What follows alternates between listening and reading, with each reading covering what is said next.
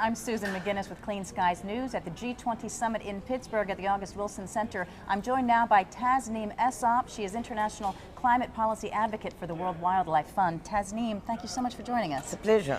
Now tell me about so much of the talk here for these ministers over these 2 days. A lot of the talk is surrounding developing financing mechanisms for developed nations to help developing nations combat climate change and move toward clean energy. Tell me about, you are based in South Africa, Yes. Tell me about efforts that you're already seeing among emerging economies toward that end, regardless of the help they're getting from the industrialized world.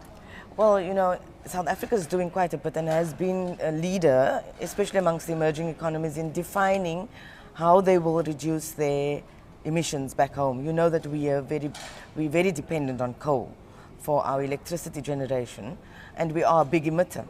And so we've taken the decision that we have to peak and stabilize and decline our emissions, and South Africa has also determined that path and set timeframes for that to happen.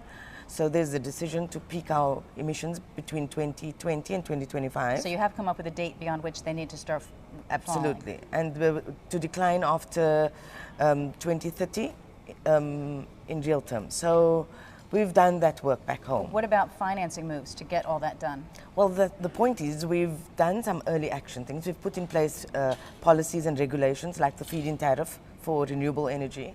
We can enhance our actions and get this done if we received funding, further funding for this. We've done these actions domestically, but if we really would like to deepen the work we're doing, we would need international funding. Now, when you say we, you're talking about the whole developing world? Well, I think especially for all of the developing countries, but the most emission reduction potential happens to be in the emerging economies. Mm-hmm. So Brazil, India, China, South Africa, Mexico, these countries have put in place plans to reduce their emissions and have already acted on some of them, especially the low-cost actions. Now we're needing, as emerging economies, international funding to enhance the actions. Do you have specifics on what is needed in the emerging world from decisions that might be made over these 2 days? Well, I believe that in terms of just emission reductions, WWF has come up with a figure of about 55 billion US dollars for that. And that would be largely for the energy mitigation actions that would be needed in developing countries across the board, not just specifically for emerging economies. But this is the kind of work that we have to do back home.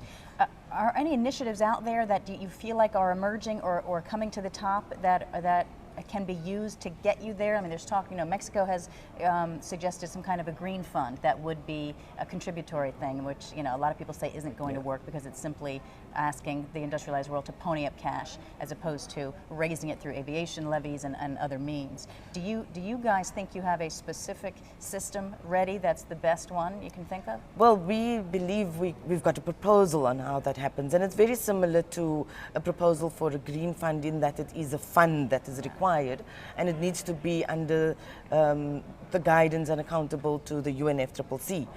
This is our proposal. How countries mobilize funding, obviously there's a number of thoughts on the table right now. As WWF, we actually propose that this should be through the auctioning of allowances, and added to that, of course, bunker fuels, or the aviation and maritime levies.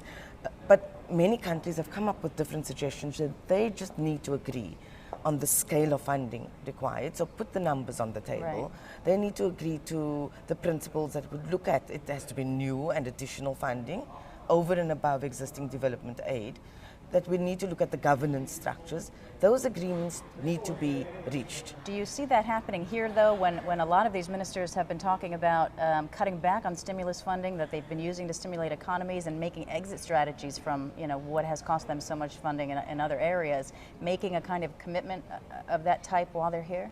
Well, we're hoping that some of the principles can be agreed to, or some process to sort that out.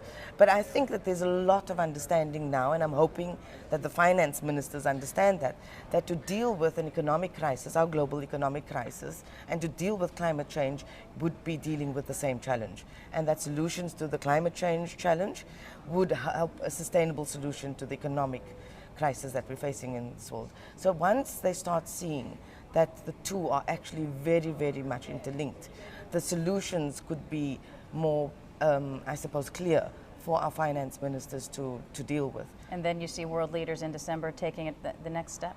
We want them to take the next step. In fact, they should be ready by December to make the agreements, and that we can have a really ambitious and binding outcome in Copenhagen. And finance is the key.